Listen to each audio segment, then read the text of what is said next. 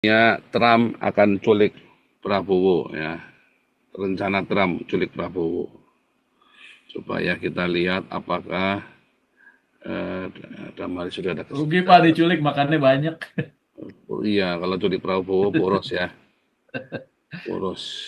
Benang merah di Ya, memang dendam apa lama tuh itu. namanya di Betul. emas ini, tambang emas di Indonesia ini Sami Mawon.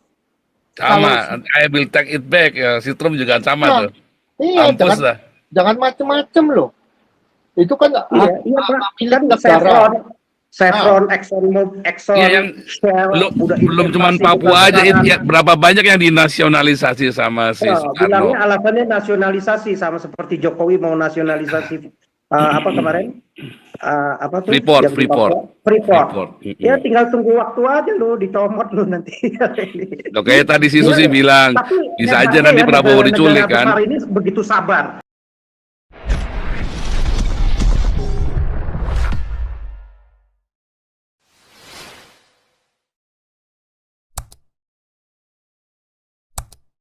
Amerika tinggal support saja begitu. Udah Menurut saya itu.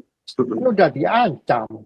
Si Trump bilang, kalau kamu meneruskan penembakan raket yang demo-demo di Iran, kita ini udah apa namanya, dia kata-katanya si Trump, kita udah loaded and ready, ya kan?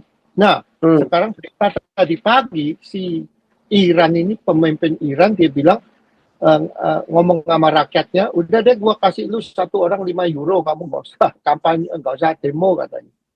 Jadi ya, polisinya juga kewalahan ngurusin demo-demo besar di Iran ini. Nah, mereka mau menindas, takut sama dengan ancaman si Trump.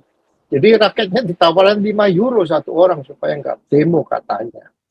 Ya kan? Nah, balik lagi, ini ada baiknya juga si Venezuela ini. Ya, yang bajingan-bajingan tren di arah gua ini dari US ini bakalan dibalikin lagi ke sono.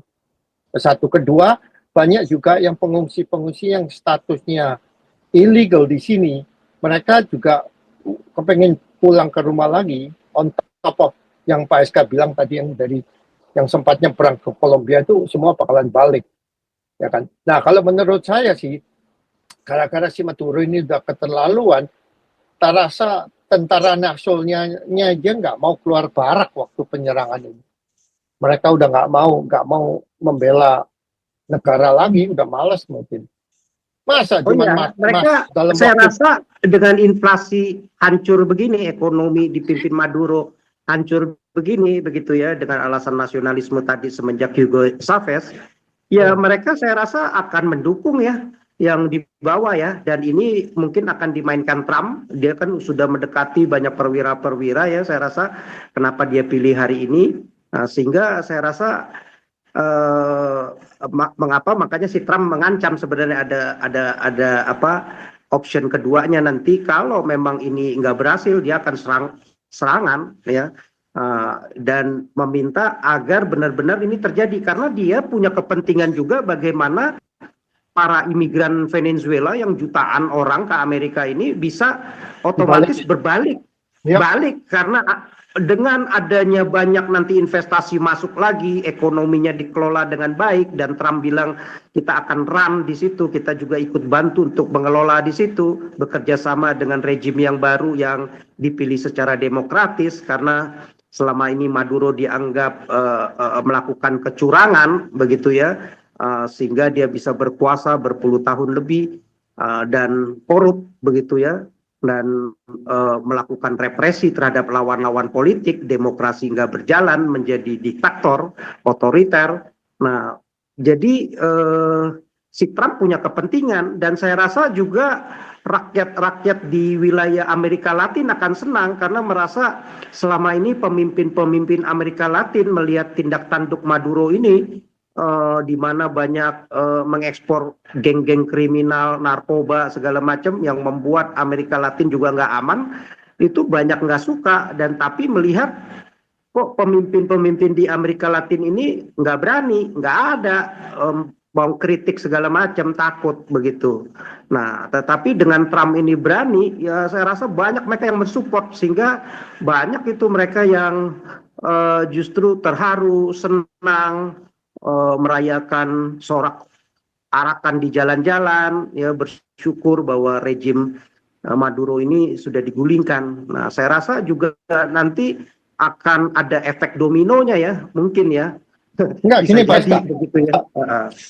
banyak orang nggak tahu ya, waktu si Hugo Chavez itu deklarasi negara menjadi negara komunis, dia menjadi presiden seumur hidup, itu berapa banyak itu aset-aset perusahaan minyak Amerika yang disita, diambil sama dia.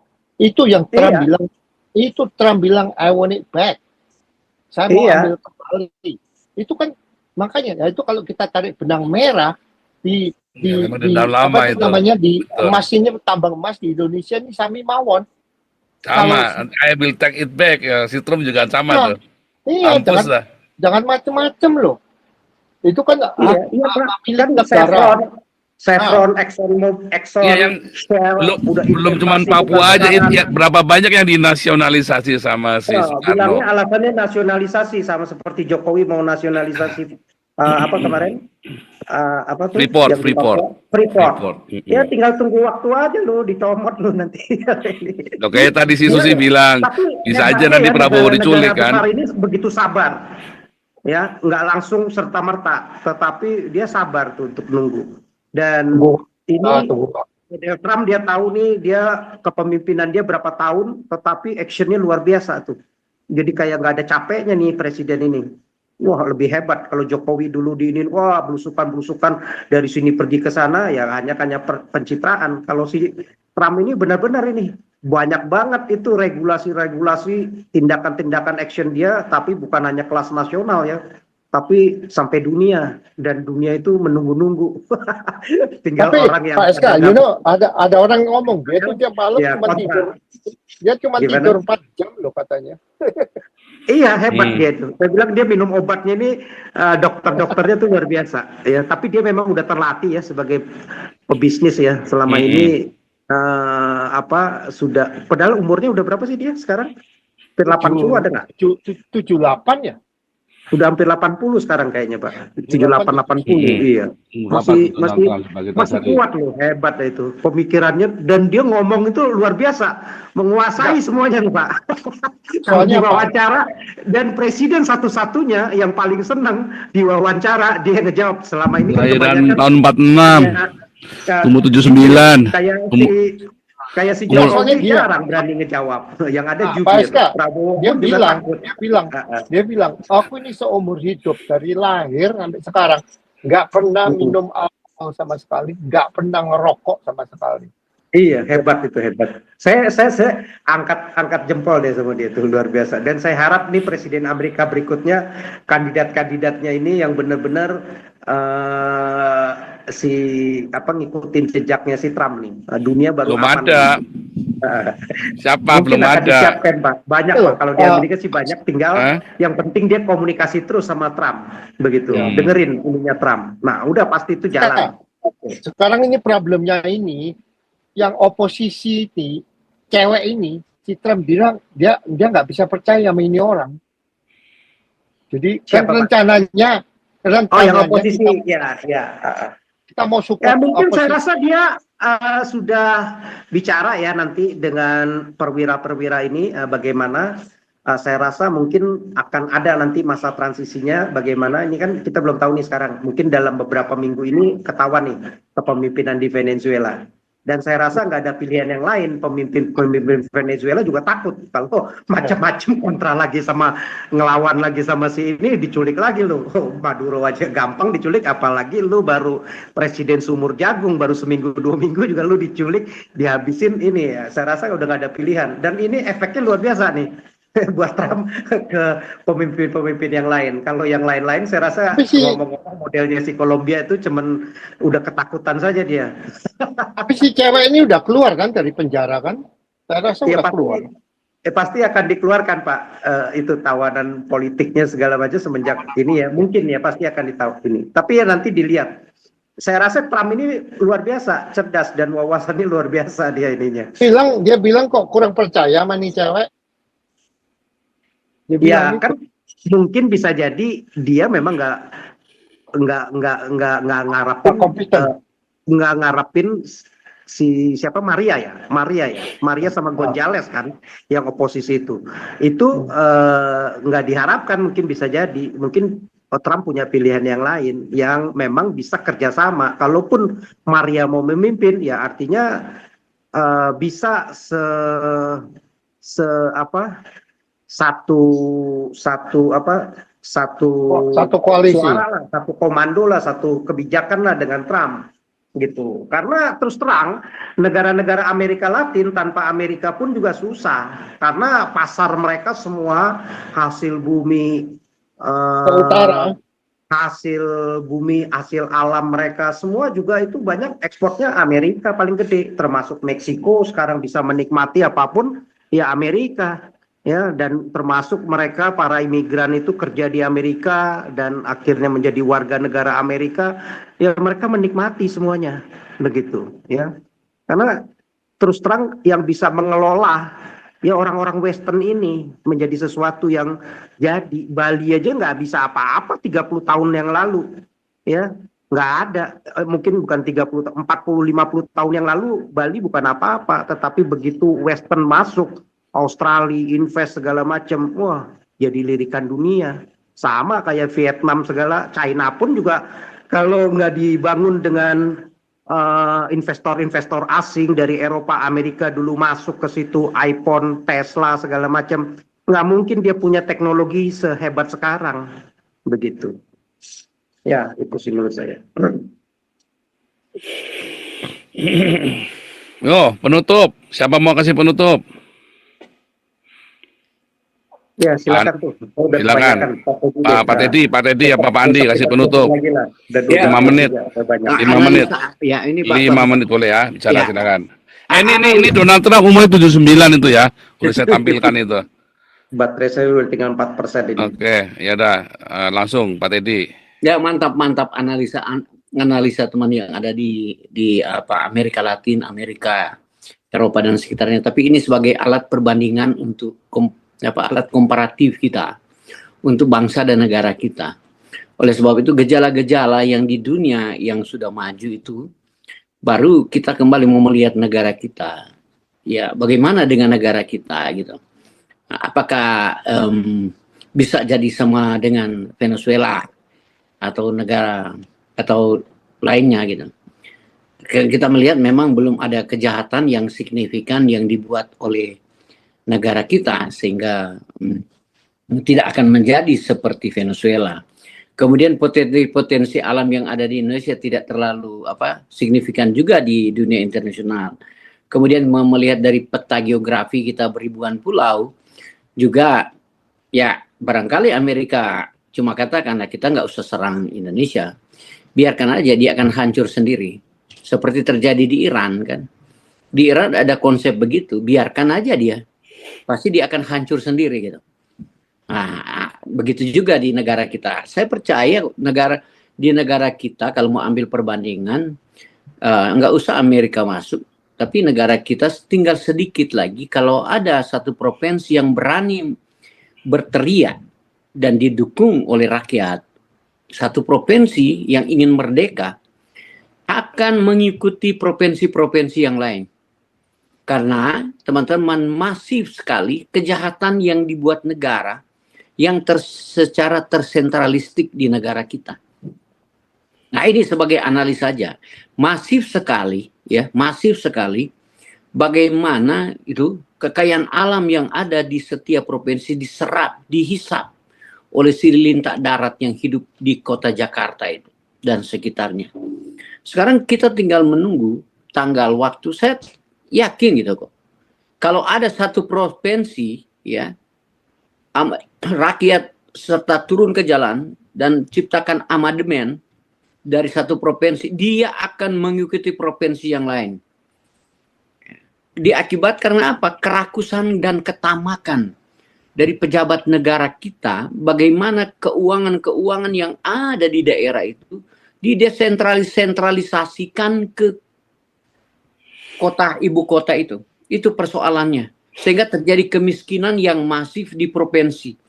Tetapi itu tidak pernah disampaikan media-media nasional itu, karena media nasional ini terancam oleh negara. Apalagi undang-undang sekarang baru, hukum pidana dan hukum pidana. Kita cermati juga di situ. Ya, ada undang baru itu. Ya, teman-teman, di sini saya mencoba menggiring. Saya harap ada satu provinsi, ya, dari amandemen rakyat itu ingin merdeka sendiri. Lantaran apa? Kerakusan dan ketamakan pemerintah pusat itu mengambil kekayaan sumber daya alam yang ada di daerah-daerah kita. Ya, saya harap waktu dekat ini akan ada. Barangkali 2026 ini akan ada yang keberanian.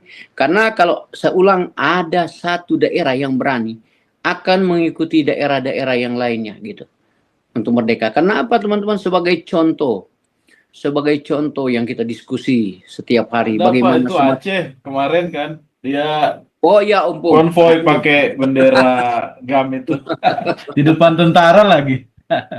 Oh, Sorry, shalom sorry, dulu, Pak. shalom. Ada orang baru nih, Shalom Pak. dulu. Wah, ini orang New York ya. Merry Christmas, Happy New Year, Abu. teman-teman Amerika. Abu. Shalom, Iya, Pak Teddy. tapi merdeka Acehnya itu suam-suam suku, Pak. Sebenarnya kalau menuntut itu seperti Fratelin, Timur-Timur. Wih, serem. Dia itu baru bilang kalau itu suam-suam suku, Pak. Dia itu pinter strateginya TNI itu bagaimana tidak terjadi gejolak di Aceh. Sebenarnya perlu ada gejolak. Dulu saya percaya di Aceh itu ada distribusi persenjataan dari Libya lain sebagainya, tapi mereka mampu dibungkam itu oleh TNI dan lain sebagainya. Nah, ini sebagai dampak kenapa saya berpikir begitu, teman-teman. Kita kan melihat di Sumatera Utara, Aceh, Sumatera Barat masih meninggalnya orang. Bagaimana meninggalnya orang diakibatkan kerakusan dan ketamakan orang-orang yang merusak ekologi alam itu. Itu aja dulu kesimpulan. Siapa yang merusak adalah mereka-mereka ini. Nah, tetapi ini tidak ada hukum yang jelas untuk menghukum mereka. Oleh sebab itu kemarin saya kritik Presiden tunjukkan uang banyak ke massa bersama Maka Amuk, tapi tidak ada orang gitu yang ditangkap. Itu sangat mirip. Satu personifikasi yang jelek sekali, Abu. Ya kan? Sebenarnya orang yang ditunjukkan, baru uang ditunjukkan. Jangan uang yang ditunjukkan. Itu kayak cari sensasi murahan untuk cari popularitas. Bahwa hukum lagi berjalan, itu kemenafikan yang dilakukan oleh negara seperti itu. Ya, ini sedikit kritik saya kepada pemimpin-pemimpin negara kita yang sangat rakus dan tamak. Ini sebagai contoh untuk melihat negara Venezuela. Kenapa? Negara kita sebenarnya tidak miskin, rakyatnya kan nggak miskin. Yang memiskin rakyat itu pejabat-pejabat negara itu. Itu yang kita harus sugesti terus supaya ada pergerakan rakyat. Itu harus negara kita tidak miskin, rakyat sebenarnya tidak miskin. Yang memiskinkan negara kita adalah si oligarki yang berantai dengan elit politik. Semua satu sistem itu. Nah, mereka yang memiskinkan negara kita. Tetapi negara kita ya benar juga dikatakan oleh Pak Andi, teman Pak SK, IQ-nya udah jongkok karena tergiring dengan opini media Indonesia yang ada. Nah, sehingga rakyat itu tidak mampu untuk bergejolak. Ya, terima kasih Popol. Ini sedikit pandangan saya untuk analisa komparatif saya. Luar biasa. Luar biasa untuk semua opini teman-teman. Ya, nanti kita judulnya Trump akan culik Prabowo ya. Rencana Trump culik Prabowo. Coba ya kita lihat apakah Damari sudah ada Rugi Pak diculik, makannya banyak. Oh, iya, kalau culik Prabowo boros ya. Boros. Apa nih? Oke, sudah ada nih ya, sudah ada kegiatan.